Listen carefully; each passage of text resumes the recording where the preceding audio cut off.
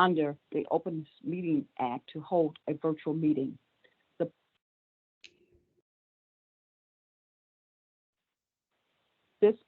The public is afforded simultaneous access to this video conference and teleconference meeting. Notice of the link and calling number have been posted in our website and at our office. So I would like to again welcome all our members today, and certainly I'm not sure if our co-chair has joined us, our other co-chair, Cynthia Tucker. Are you available? Yes, I'm having problems virtually, so I'm on the phone. Okay. Can you hear me? The two of us. Yes, I can hear you. Yeah, okay, we are both on great. the phone today. We're both having problems for some reason. Okay, Yeah, I'm not sure would you what's like going to? Okay, would you like to extend a welcome? I just welcomed everyone here today. Would you like to extend a welcome as well, Cynthia? Yes, welcome to all our members, and pray that you all are staying cool and staying safe, and hope everyone is well. Okay, thank you so much. Okay, that leads us into tab number 2, which is public comment period. Is there anyone on the line or in person that would like to, we have anybody, Becky, of course I can't see, that would like to make a public comment remark? Kim, I don't believe we had anyone request the opportunity to make a public comment. Is that correct? That is correct. No one has let me know they needed to make a comment. So Thank you so much, Kim. Thank you so much, Becky. All right, that leads us into tab number 3, which is committee roll call and certainly that'll be led by Becky Hurst, Managing Director of the the Advisory Committee on Aging. Becky, you have the floor. Great, thank you. So I will go through the roll call. If you will unmute and let me know if you're present, that would be great. So I think we already know that we have our co-chairs with us by telephone, Chairman Ramona Jackson-Jones and Cynthia Tucker. So let me call the roll for the other members. Julie Arnold. Present. Karen Ashley.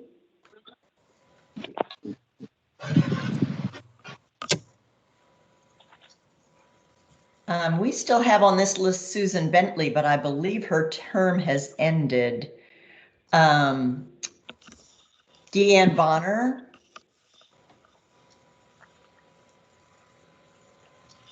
Tammy Brewer. I am here. Lynn Chow. Present. Aisha Cooper. Here.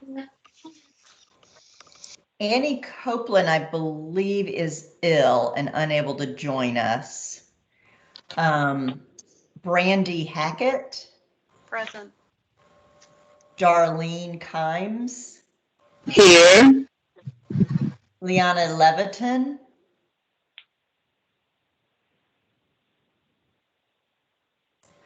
Bob. Here, present. Great, thank you, Liana. By the way, that article was wonderful that you got in the paper. Great, thank you. Really good comments. Great. Bob Reeves.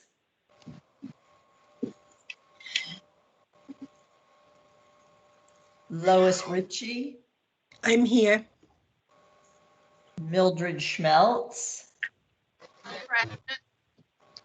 Wayne Stokes.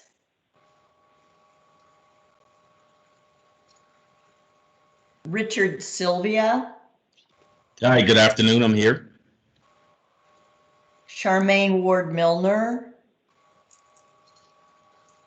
This is Rosa Marquin, taking place for Charmaine, representing Charmaine today. Thank you for letting us know, Rosa. And Herman Weil. Here. So by my count, we have 12 members present today. That's great. Thank you. I also see we have several visitors with us today. I'd like to especially welcome the ARC Board Chairman, Carrie Armstrong, as well as our Executive Director, Doug Hooker. And I also see that from Gwinnett County, the Director of Community Services, Tina Fleming, has joined us. Have I missed anyone else that has joined us today? I see we have some ARC staff on too who may be making presentations later. Right, welcome everyone. I'll turn it back over to you, Chairman Jones. Thank you so much, Becky. Again, welcome to our visitors today, and then again, thank our members, those of you who are present today. Thank you so much for attending. Becky, next we will move to tab number 4, which is the manager.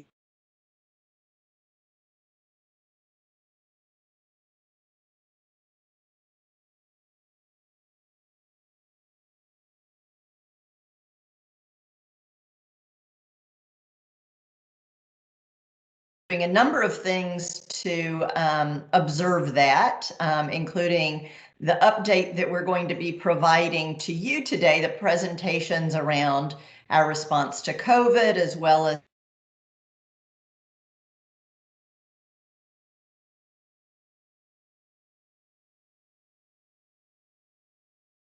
presentations you get. Well, we provided those same presentations to the ARC board earlier this month for as a way to observe Older Americans Month and to continue the theme of the communities of strength in our region. Next slide. Another thing we've done this month, and these are a couple of examples, are highlight some of our staff and things they do outside of their work at ARC to build communities of strength. And we've also invited you all, if any of you would want to be profiled for some of your volunteer efforts and some of your work around how you support the community. We sent an invitation out, and that invitation still stands if anyone would ever like to be profiled for that. Next slide. I know that the Georgia General Assembly kind of seems like it ended a long time ago, but we haven't met since then. Now that we're meeting every other month, we have a little catching up to do. So I wanted to give you a high-level update on what happened at the General Assembly impacting older adults. So I'll start with the budget issues. And I believe most of the folks on this call are aware that COAGE, which is the Coalition of Advocates for Georgia's Elderly, is a broad coalition, about 1,000 members, every year for the Georgia General Assembly related to aging issues. So they always choose 2 budget issues and 3 legislative issues. So I'll take you through the outcomes of those and then a few other topics. So for the FY22, oops, sorry, not yet. So for the FY22 budget, I wanted to let you know that the Home and Community-Based Services, that is an every year is budget request. And while there were no increases for area agencies on aging, there was a 10% increase for the providers of Medicaid funded home and community-based services. So we were pleased about that because that was long overdue for many of those providers.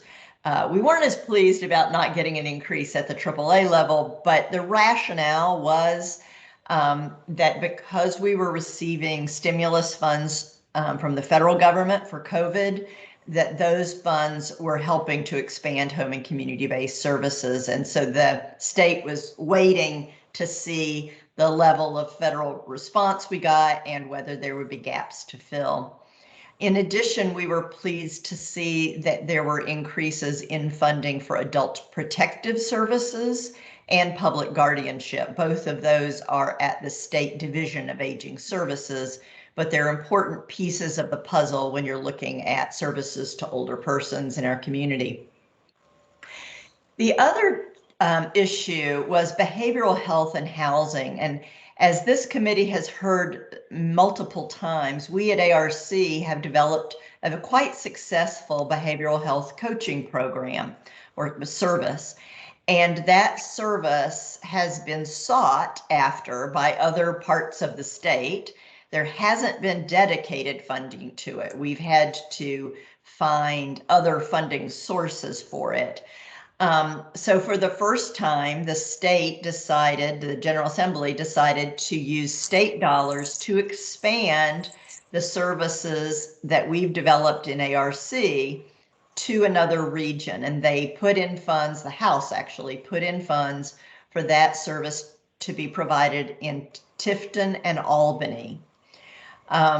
But there's no expansion within ARC. We were disappointed about that. We were hoping we would receive some state dollars to support our work. We were also hoping it might expand to at least one other area of the state.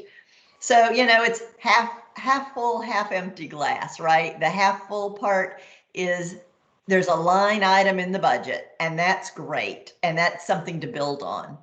The glass half empty version is it didn't expand nearly as far as COAGE was hoping, and they were also hoping it would help support our work in ARC since we started it and we actually aren't region-wide yet because we don't have the dedicated funds.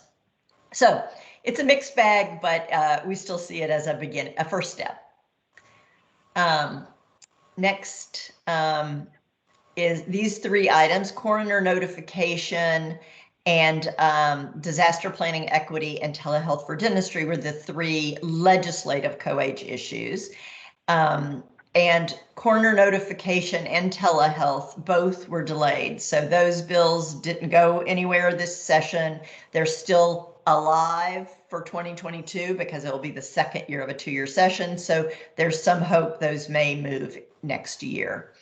There was, however, success for the disaster planning equity. This is the idea that during COVID, we discovered that while hospitals and traditional healthcare providers were immediately receiving personal protective equipment and immediately receiving funding and information resources from GEMA, the Georgia Emergency Management Agency, they did not provide that immediate support for long-term care facilities or for home and community-based services. So, there was advocacy around the importance of GEMA, including those aging services providers as part of their focus during disaster planning. And a resolution did pass the House urging GEMA to do that in the future. So that was a victory.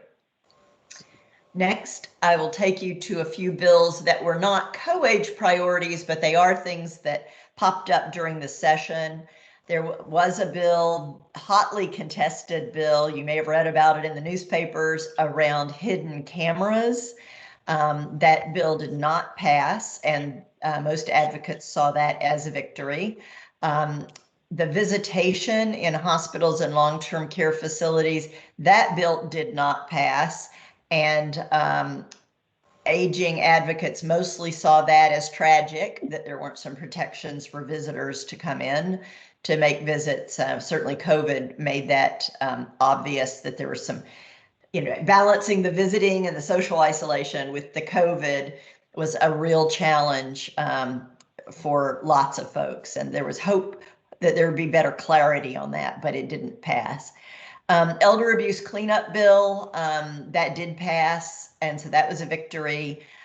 Georgia Medicaid express eligibility for children also passed, and you may say, well, that's for children, why are we talking about it? But for many, many grandparents who are raising grandchildren, this was a significant help.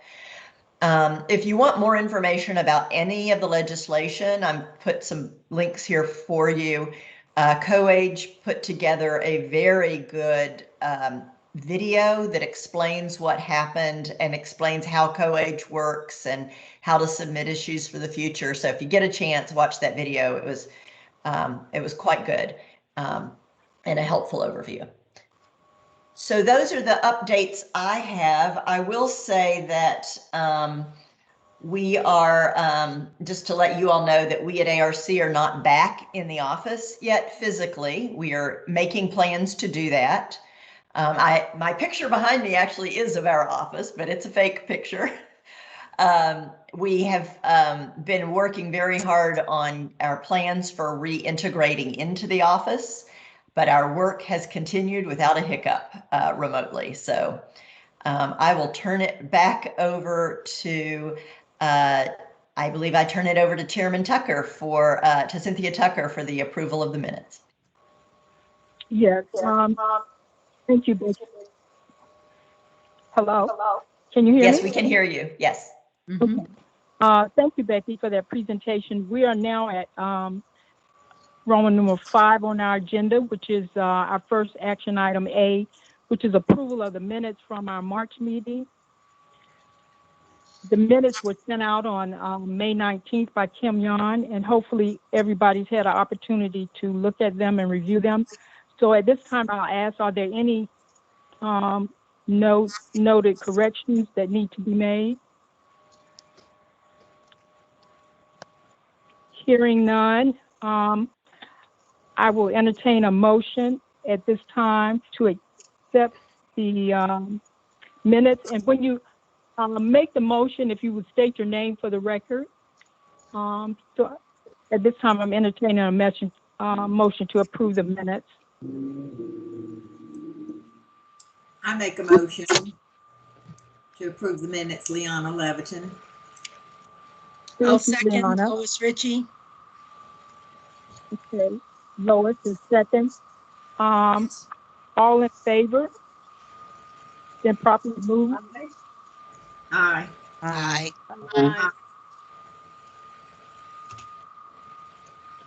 All in favor? Is anyone opposed? I can't see anybody, so I just have to go by voice. Any No one is opposition? opposed. Hearing none. Mhm. Hearing none. The motion carries. Thank you. Thank you so much, Co-Chair Tucker. Actually, we lead into our this public co-chair election process. But before I do that, I would like to, of course, myself, Becky Kirst, would like to just say a few words to our chairman, co-chair of this committee, Cynthia Tucker, for number one, for your time and talent for serving as the interim co-chair. Certainly, you will be greatly missed. You have brought a wealth of knowledge, and you have certainly contributed significantly to this committee, and we will miss you. Certainly, I hate that we didn't have an opportunity to meet personally, but the virtual love is real. So thank you so much for just partnering with me as I serve as co-chair for this advisory committee, and certainly wish you well and on your endeavors. And at this time, I will turn it over to Becky Kirst to allow her to make a few comments. Becky? Thank you, Chairman Jones. You're welcome. Yes, thank you very much. So we do thank Cynthia Tucker for her willingness to step in since January and serve as our interim co-chair, and she's done an outstanding and professional job, and we really appreciate that.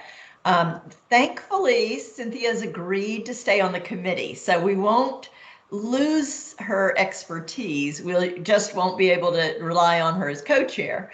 And we did ask members if anyone would be interested in volunteering. Now, this is for our public members, not our board members. We have a board member who's a chair, co-chair, and non-board members who co-chair in our new bylaws. And so we did ask for volunteers, and unfortunately, we didn't receive a volunteer to be on our slate. So we are not prepared to make that election today.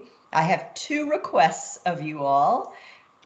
You public members, if you non-board members, if you have an interest, please do let us know, and we'll have an election in July. And if we don't hear anything very soon, we'll start tapping some shoulders to see. We know we have many well-qualified individuals on this committee. So please let us know if you have any interest, and let us know if you just have questions. We are very happy to chat with you about what it entails, what the bylaws require, and it's fewer meetings than it used to be now that we meet every other month. So happy to talk to you about it.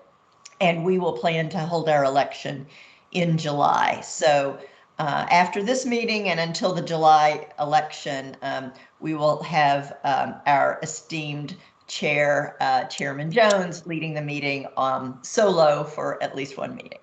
So thank you, and I'll turn it back to you. Thank you so much, Becky.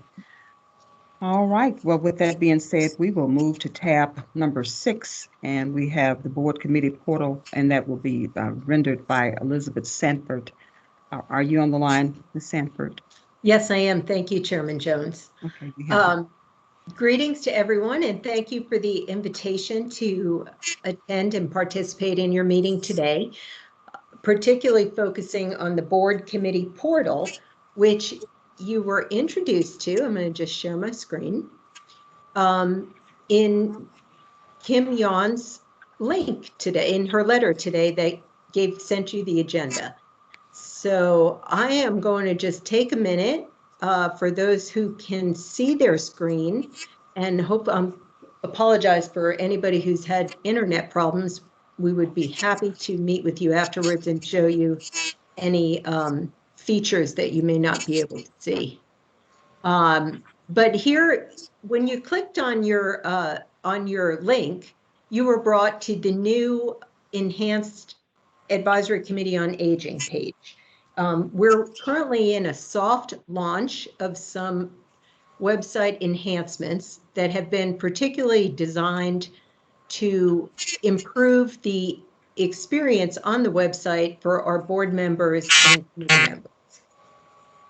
So you can see that on the portal, there are, you can access your meeting through the, your virtual meeting through the tab here to join or register. But I'd also want to bring your attention to the overall portal navigation, where you can look at meeting materials, a calendar, committees, board members, and get a host of other information as well.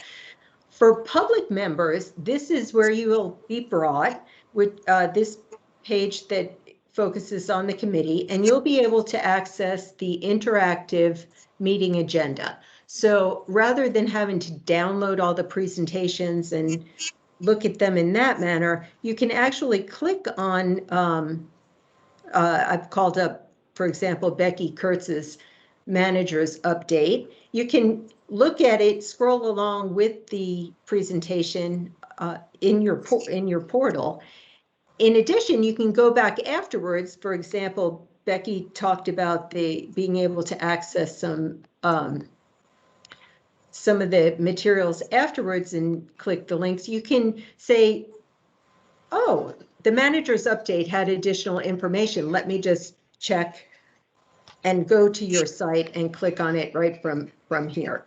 So it's designed to enhance the experience. And I will say that in this first phase of our launch, we have focused mostly on our board members. So for example, Chairman Jones will get a link instead of just to the Advisory Committee on Aging. She'll be able to go to her own profile page, which has a little bit of information about her accessible to anyone who might want to learn more about her esteemed background.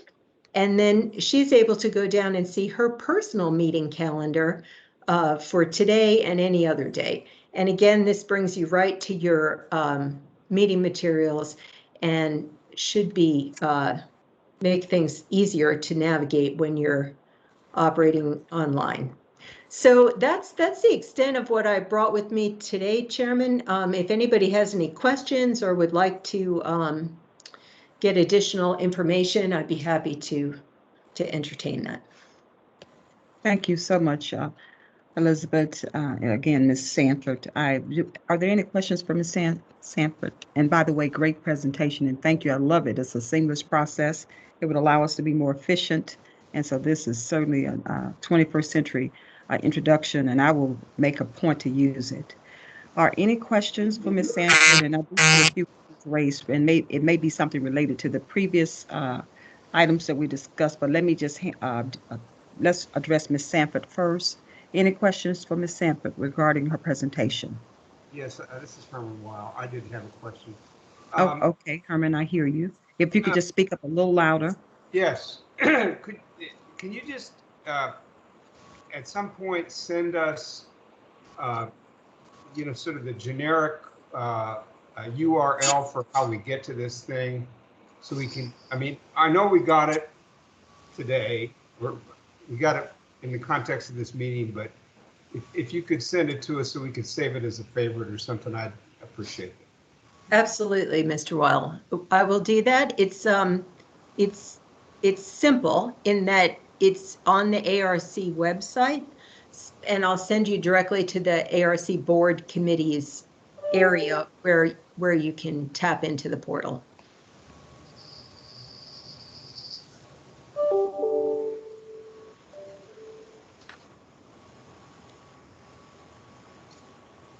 Any other questions? Chair Jackson Jones, this is Mr. Hooker. Okay. Hey, Thank you. You have the floor, Mr. Hooker. First of all, I want to just thank Liz and Dave Dudley, who works on our team on website maintenance, creation, and analytics, along with our creative director, Barry Goloveski, and the others. They did a marvelous job, and also Sharissa White folks. They were a small team, but they're paying a lot of attention to board members and what board members were saying they needed and hoped to have by way of having easier navigation of the website and having their materials. And I think they did an excellent product. So I was very proud of them, and I just wanted to commend them and their service in front of the committee. So thank you for that. And also, too, I noticed that Ms. Levitan has their hands up.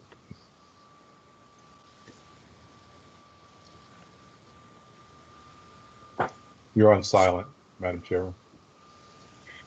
Thank you so much, Director Hooker. Thank you so much. Look, what I'm going to do is, Ms. Levitan, I apologize. Your hand has been up a while, and I certainly want to allow you an opportunity to respond. So you have the floor. And I believe I saw another hand up. So we certainly want to certainly not dismiss your remarks. Ms. Levitan, you have the floor. Oh, thank you. Can you hear me? Mm-hmm. Okay, yes, I will emphasize again what I said at the opening, that I thought that was a wonderful, not only tribute to our director of aging services, but also to ARC.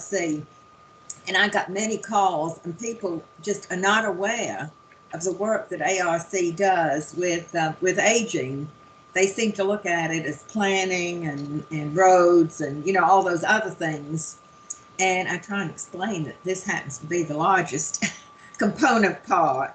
So I just wanted to say that we need to get more things out. And I just thought that was just wonderful. And congratulations.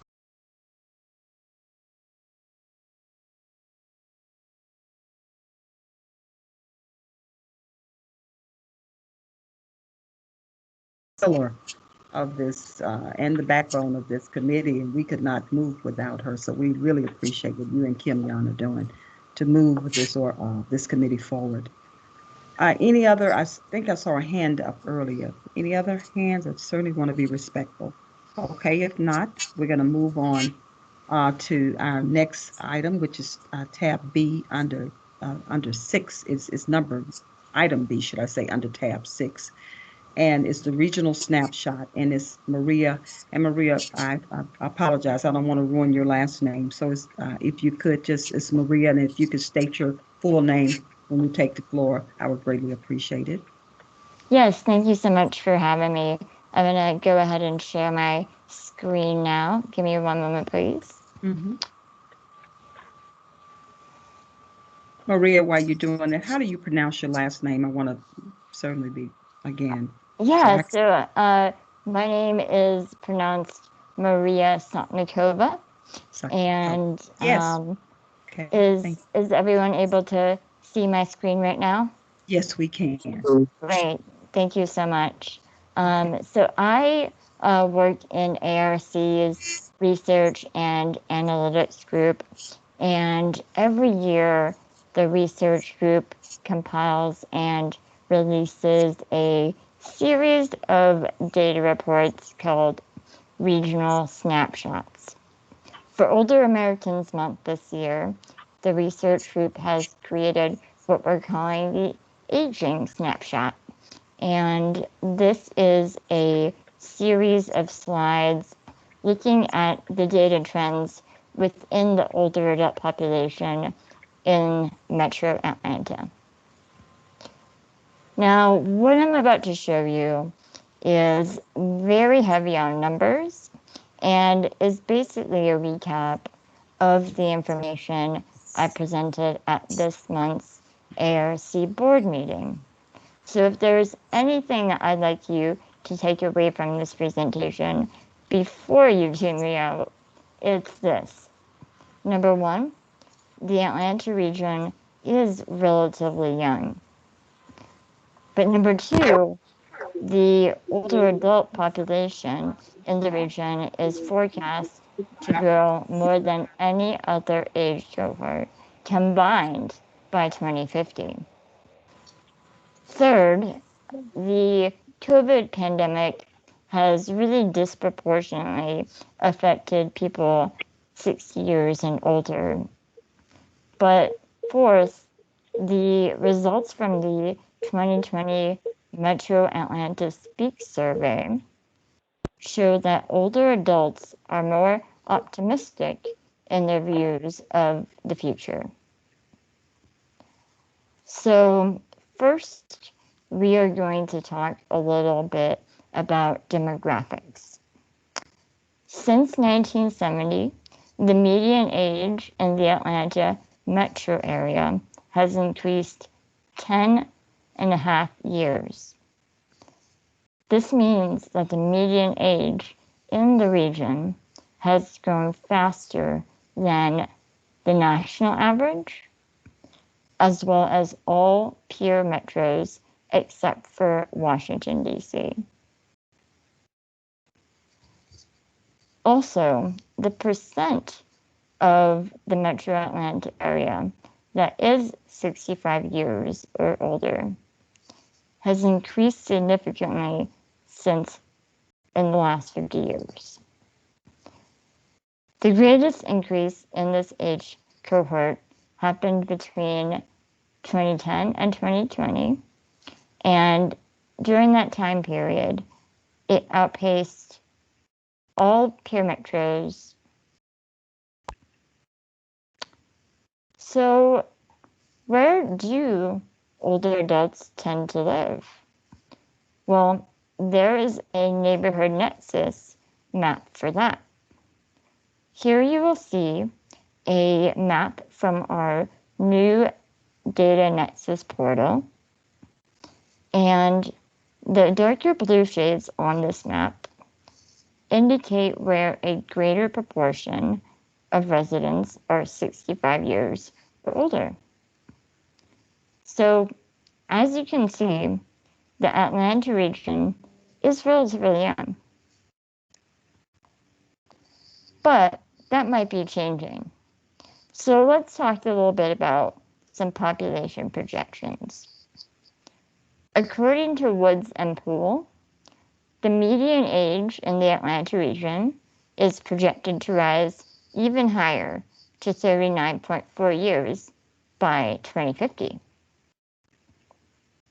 And looking beyond projected median age, imagine what a region would look like with almost 1.5 million people that are 65 or older. That's what the latest population projections, or forecasts, from ARC are estimating. And this forecast also suggests that the number of older adults 65 years or older will increase by over 200% between 2015 and 2050. However, I would be completely remiss not to talk about COVID when talking about the future of older adults and the older adult population right now. So I want to really address the disproportionate impact of COVID-19 and the pandemic on people 60 years or older. I think this is very evident. So for those unable to see my screen, I'm sharing a chart showing this disparity. And to verbalize this, I want you to think about all the cases of COVID in our region. And for context, only 16% of all those COVID cases in the Metro Atlanta region can be attributed to those that are 60 or older. However, the same age group accounts for 84% of all COVID-19 deaths in the region. This is incredibly disproportionate. Nevertheless, older adults in the region remain resilient. Based on answers given in the latest Metro Atlanta Speaks survey, almost 40% of older adults in the Atlanta region indicated that COVID-19 only had a minor impact or no impact at all on their everyday life. This is the largest proportion of all other age groups. Additionally, when asked what the biggest problem for the Metro Atlanta area is, when the youngest age cohort, which is 18 to 34, responded, they were equally concerned about public health, race relations, crime, and the economy. But when older adults, people that were 65 or older, responded, they were specifically concerned about crime and public health. So finally, further proving their optimism and resiliency, when asked in the Metro Atlanta Speaks survey, more than 70% of respondents ages 65 or older thought that Metro Atlanta area living conditions in the next 3 to 4 years would be better or the same as today. So that's all the data that I have for you today. Thank you so much for your time. And I will now gladly take any questions that you may have. I can also be reached at the following email if you would like to contact me that way. Thank you. Thank you so much, Maria. Committee, do we have any questions for Maria at this time? And by the way, Maria, the presentation was very thorough and enlightening, and certainly provided a wealth of data that allows us to certainly, it's very encouraging to hear that our seniors have fared very well during this COVID-19 pandemic. So again, thank you for providing this data and encouragement, and we will definitely keep pressing on. Any questions for Maria, committee? If not, we're going to move on. All right, thank you again, Maria. We're going to move on to tab, well, it's item number C under tab number 6. It's a COVID update, and that COVID update will be led by our own Becky Kurz. Becky, you have the floor. Right. Thank you, Chairman Jones. And I believe Kim is going to put my slides up. So, oh, there we go. And before I get started, I just wanted to thank Liana Levitin for her comment. And let me, for anyone who didn't see it, the article she's discussing is an op-ed that we were able to get published in the Atlanta Journal-Constitution this past Sunday on social isolation.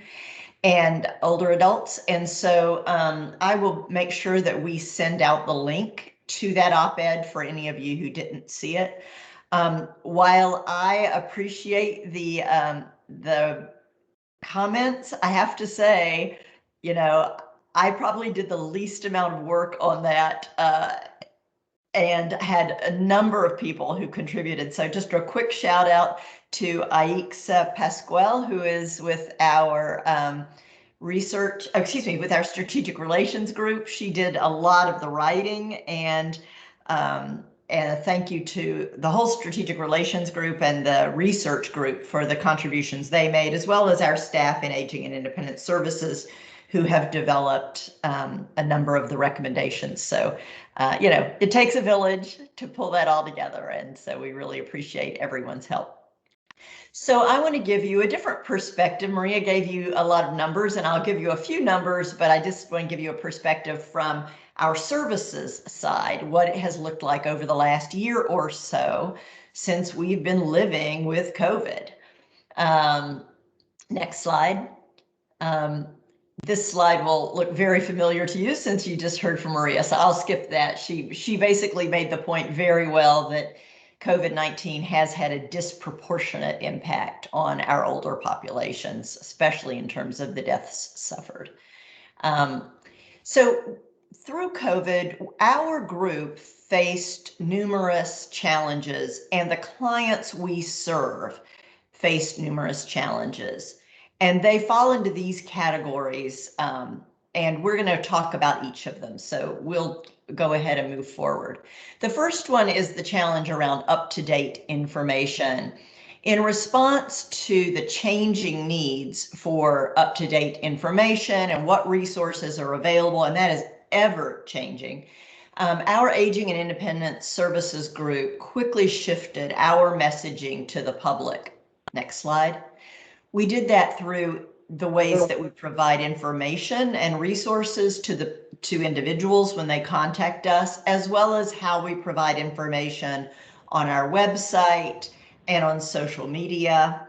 And then for professionals, we maintain a very robust database called EmpowerLine Pro that is used throughout the state of Georgia.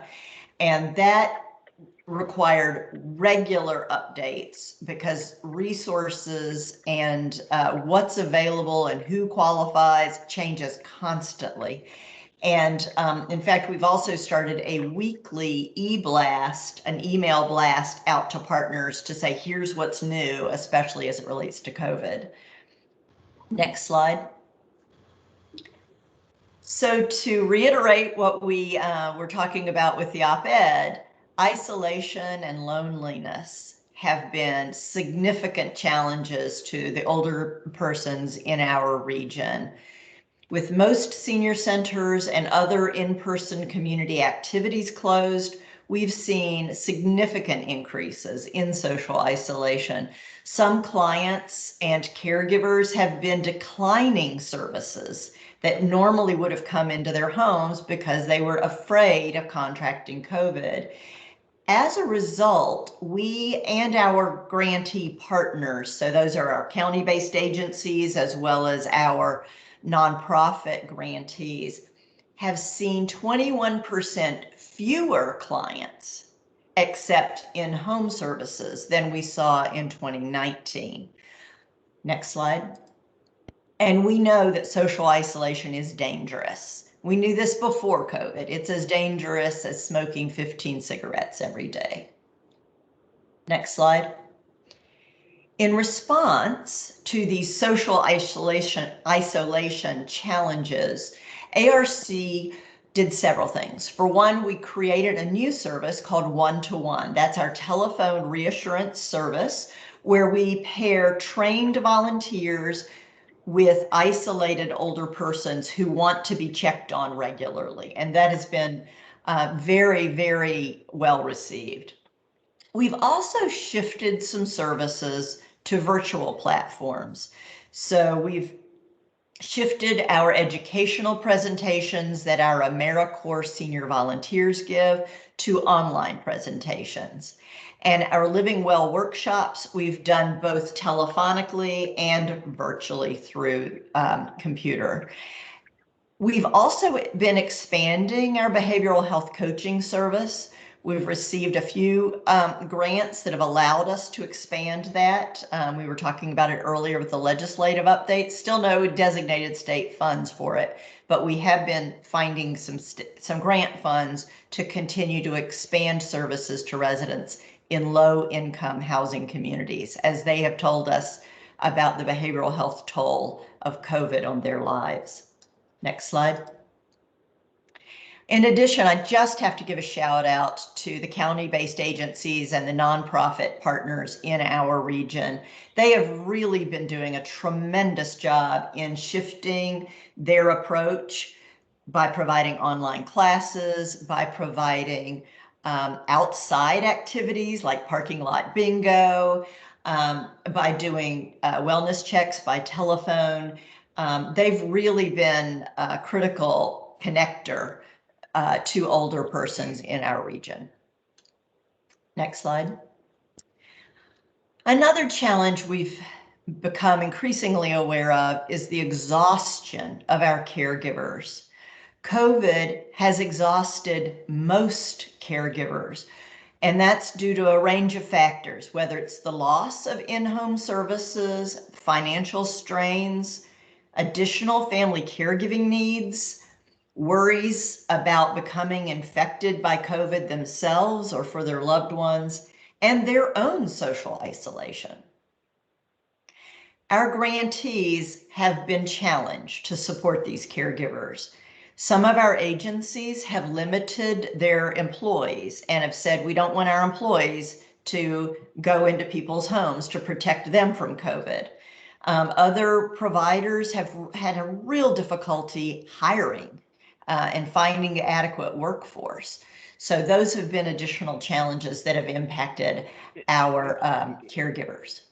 Next slide. In fact, the Rosalind Carter Institute for Caregiving found that 83%, so almost all caregivers are telling us that they've had increased stress levels directly related to COVID. Next slide. In response, ARC has expanded our access to assistive technology. We found that this has been very helpful to a number of caregivers. And we also have expanded our care consultation service. This is an evidence-based telephonic consultation where we do one-on-one counseling with caregivers. And that has been growing quickly as well. Next slide. Two other things we've done. Oh, I think we skipped one. There we go. Two other services that we have been focusing on to support caregivers. One is that we've launched a respite voucher service in partnership with Jewish Family and Career Services, which gives caregivers a break. They can actually pay an attendant to come into their home, or they can pay an adult day center to have someone go from their home and have another place to stay for a while to give the caregiver a break. And that's been very well received. We've also launched what we're calling Cares Flex. It allows consumers and caregivers to have a flexible budget that they can choose to use for what they need most. And they can even pay a caregiver who lives at the house, a family member, or a neighbor or friend who can provide that care. That sometimes helps with the workforce shortage piece as well. Next slide. Thanks. So moving on to another challenge, food insecurity. Nationwide, food insecurity among adults 60 plus has increased by 60% during COVID. So what's our response to that? It has been nutrition. So we have seen a significant increase. Next slide, sorry. We have seen a significant increase in both the demand for and the supply of nutrition services. Primarily, it's been home delivered meals and grocery delivery. We and our partners have provided over 1 million meals this year in our region. I say this year, in 2020, in our region. And that was a 21% increase over the previous year. Some of that has been an increase in new clients, and some of that has been that our clients have needed more food. So current clients have been able to receive increased food as well. Let me just, as a footnote, say this meals number actually understates what the impact, because it's not only a prepared meal, but it's also grocery boxes, which we also in our data system count as a meal. The state requires us to report it that way. But as you can imagine, a box full of groceries is more than one meal. So I think the 1 million meals actually understates the impact of that nutrition service. Next slide. We've also been shifting resources. We've been able, and the state has allowed us to shift transportation from senior center trips to food delivery. And we've been shifting our staffing. I say our staffing, our providers have shifted their staffing because they haven't had as many volunteers and they haven't had open senior centers all of the time. They've shifted those staffing to providing food deliveries for clients. So there've been lots of shifts going on this past year. Next slide. One of the really tragic impacts of COVID has been that about 1/3 of the COVID deaths have happened in nursing homes. And then in addition to that, there have been a number of deaths in assisted living and other congregate residential long-term care settings. And this tragic statistic has led to increased reluctance to choose facility-based care. As a result, we have very low occupancy, high vacancy, low occupancy rates in Georgia's nursing homes right now. 72% is the current occupancy level. In response to that, we have had an incredible demand for Medicaid-funded home and community-based services. So people are choosing alternatives to nursing home placement, including through our community care services program. Now, our role in that at ARC is we're the entryway. We're the place where people come to get information about the program, to get screening, and we determine whether they're going to likely be eligible for the service before they're then passed along to a case management agency to do the planning of the services. So we've been very, very busy at screening individuals and giving them the entree to this service. Next slide. Another service we provide is nursing home transition. And our nursing home transitions, whether that's through the federally funded Money Follows the Person or the state funded nursing home transitions work, we've been transitioning nearly 100 people by now since COVID started. And there's been a lot of interest in moving out of nursing homes and moving back to the community. So we've been exceeding our state targets around this service. Next slide. So as Maria pointed out, the financial burden has actually been less to older populations, according to Metro Atlanta Speak survey, than to younger populations. Having said that, 1/4 of people over 65 are telling us that COVID has had a threat to their finances.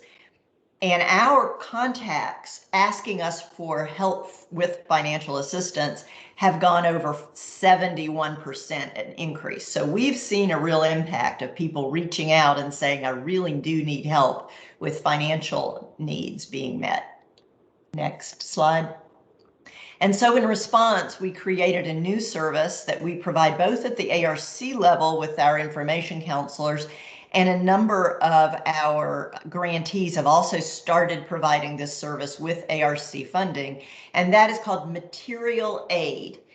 And basically it's meeting urgent needs. It could be through grocery delivery, through PPE, through supplies like incontinency supplies, through emergency utility assistance so people don't have their utilities cut off and possibly lose their housing as a result.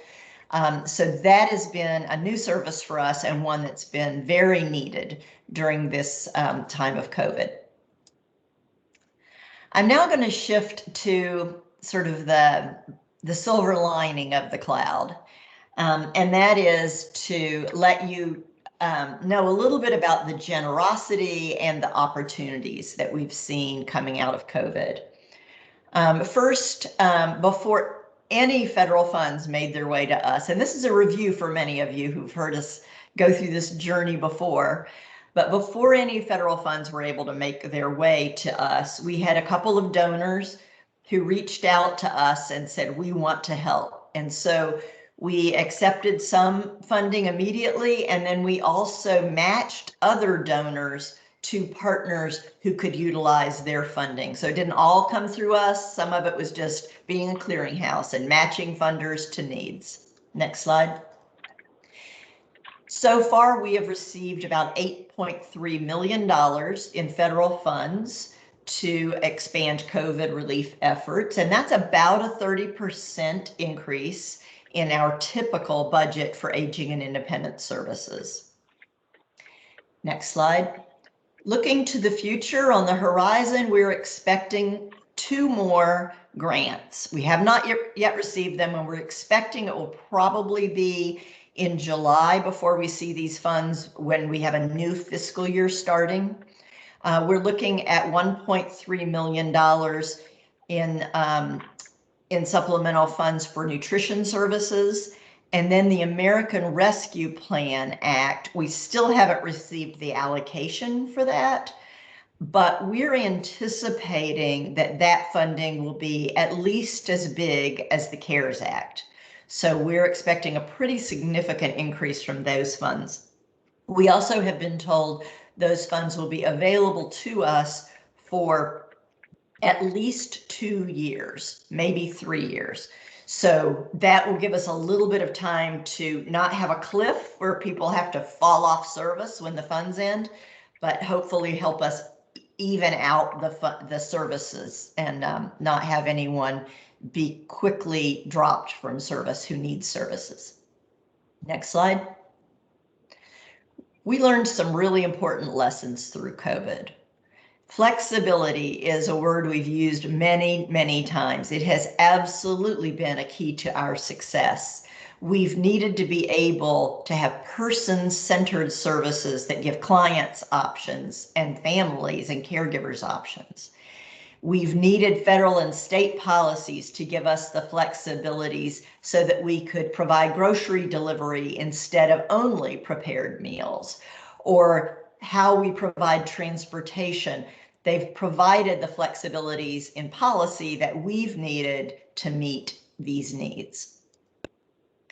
And next, I would say we could not have done any of this. And I say past tense, I mean, we're still very much in the middle of it. We're still providing these services, and we could not do it without staff flexibility.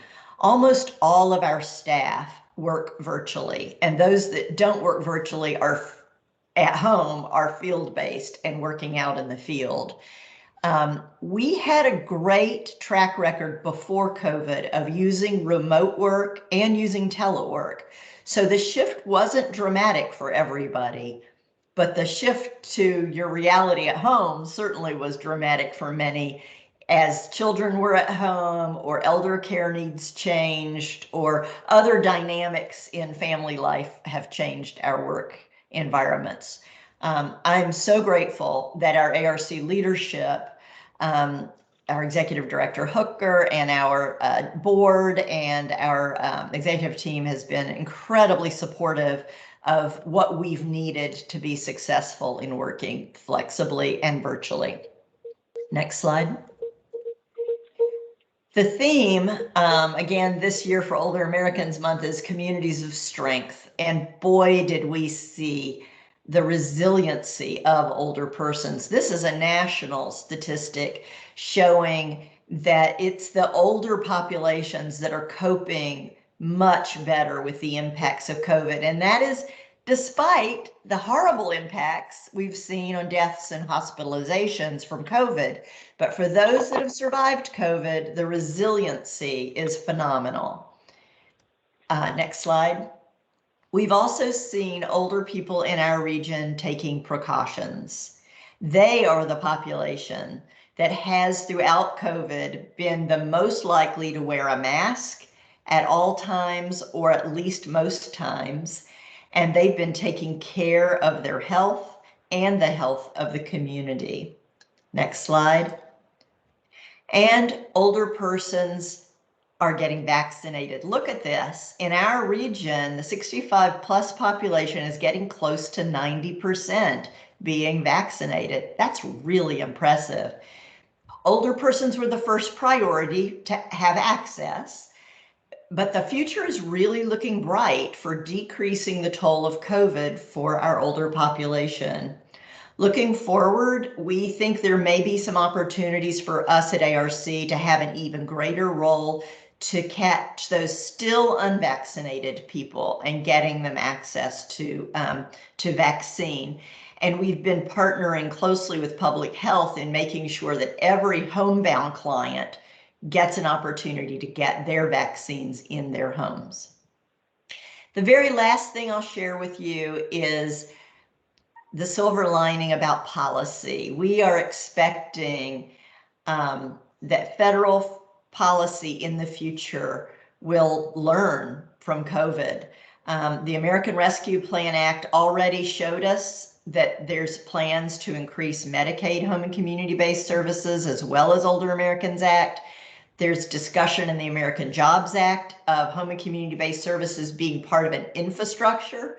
That's certainly controversial, but the discussion is being had, which I think is fantastic. And we're excited about the fact that there's discussion about making home-based services and not only nursing homes an entitlement for Medicaid. So lots of conversation going on in Washington around these topics that are very central to our work. So I will stop there and I'll turn it over to our co-chairs to see if they want to entertain any questions or comments. And thank you for your attention. Thank you. Thank you so much, Becky. Do we have any questions for Becky regarding the presentation?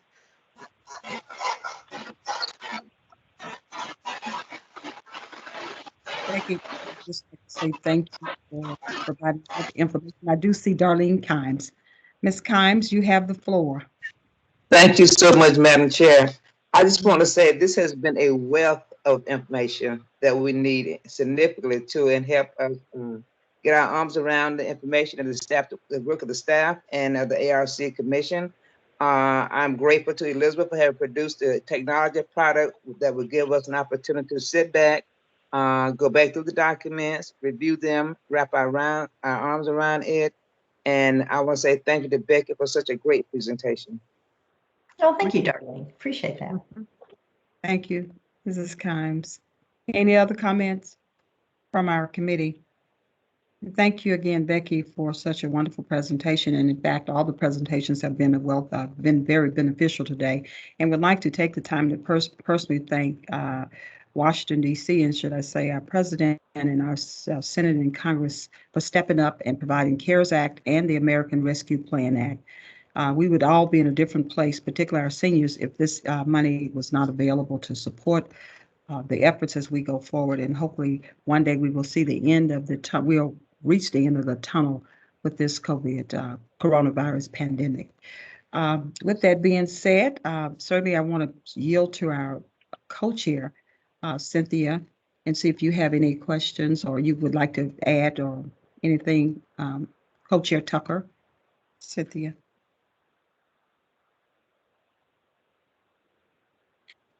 Becky, I'm not sure. Are you still on the line, Ms. Tucker? Oh, I didn't unmute. I'm sorry. Okay, Yolanda. Thank you, Chair Jones. I appreciate the opportunity to just thank everyone, the staff, Becky, and all those who have worked on these presentations and the work involved in getting these presentations prepared for us. There's a lot of work yet still to be done in our communities and through this pandemic, and it has been just a wonderful opportunity to see all the input and the work involved in trying to make sure the quality of life in our counties are such that our seniors can thrive in this current environment. So I thank you, and I look forward to continue work on this committee and this organization. Thank you again. Thank you again, Co-Chair Tucker. All right, if there's nothing else to come before the committee, we'll move on to tab number 7, which is our announcements. Just want to yield the floor to our members to see if there are any announcements before I follow with the items A and B. Any announcements from the committee? Yes, my name is Lois Ritchie, and I just have a question, and I'm sorry there was some problem with my Teams. I sometimes have trouble with Teams and my muting, and I wanted to ask Maria this, but perhaps I could throw it out to the committee. We have in Tucker, we're working on some issues concerning aging, and Becky, you may be the person that I should be referring to, but I would like to know if this committee would be willing to look at and discuss the issues that we're seeing on the homeless aging is one issue, and the other, the number of adult children with disabilities who are being cared for by aging parents. There are two issues of concern in our aging community, and I'm hoping that this could be something that the committee might take an interest in. Thank you so much, Ms. Ritchie. Thank you so much. Becky, would you like to comment? And then I believe Douglas County is doing something.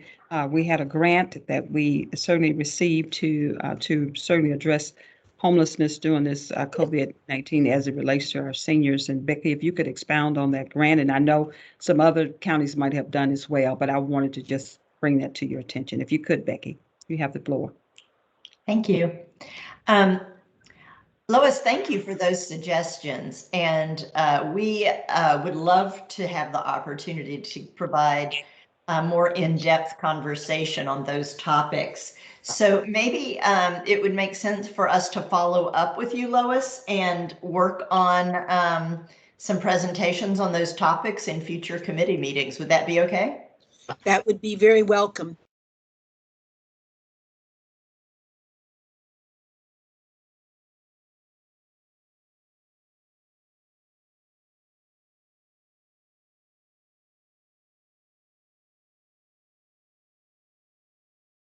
To Ms. Dr. Griffin there.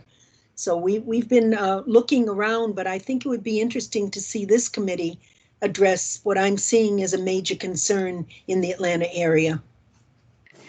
I will say that you're absolutely right. There's the pilot that we funded in Douglas County, and so our that's up and running. So we might be at a point soon when we're able to talk about some results from that. So that's one opportunity.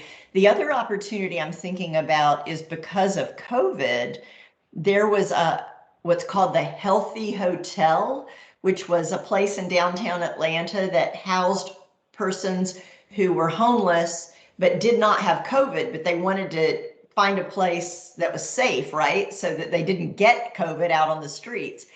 And so a hotel was turned into housing, temporary housing.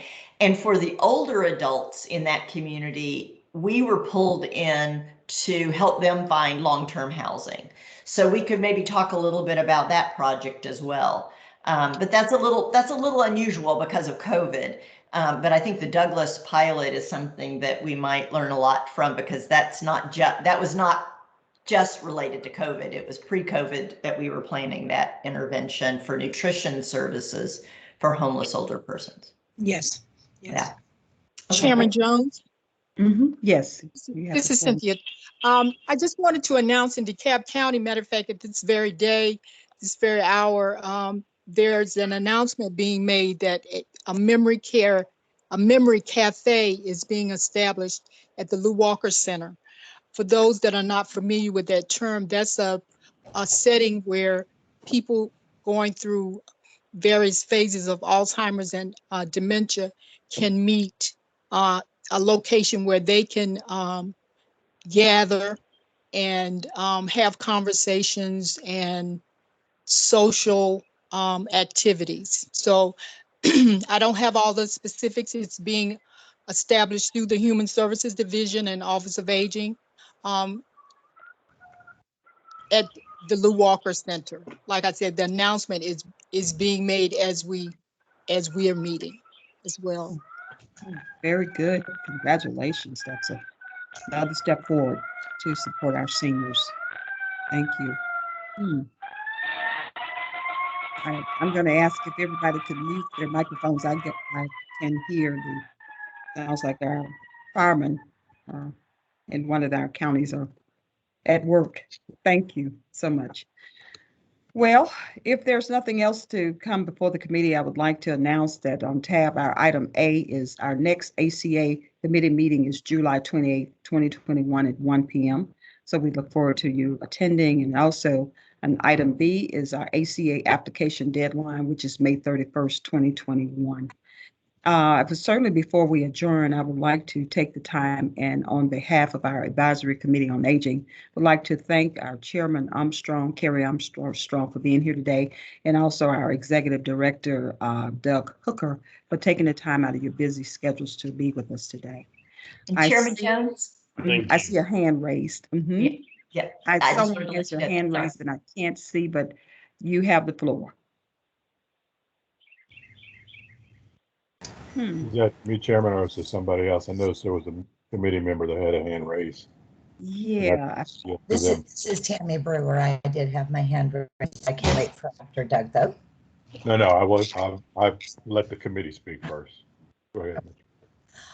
On the topic of low-income housing, which kind of speaks to Cynthia's earlier question, I stumbled across a website I want to make sure is actually valid. The GeorgiaHousingSearch.org website claims to be part of the Department of Community Affairs. It's a great website. Is it something that we are all aware of? Yes. Okay. Because I have been sharing it quite often with clients who are looking for an $800 apartment. That's typically not something I can help with. But I wanted to just make sure this is a real website. It seems to have been very helpful. I wish we had more like that and more people were on that. Okay. Thank you so much. Becky, is there a way we could, the website could be shared?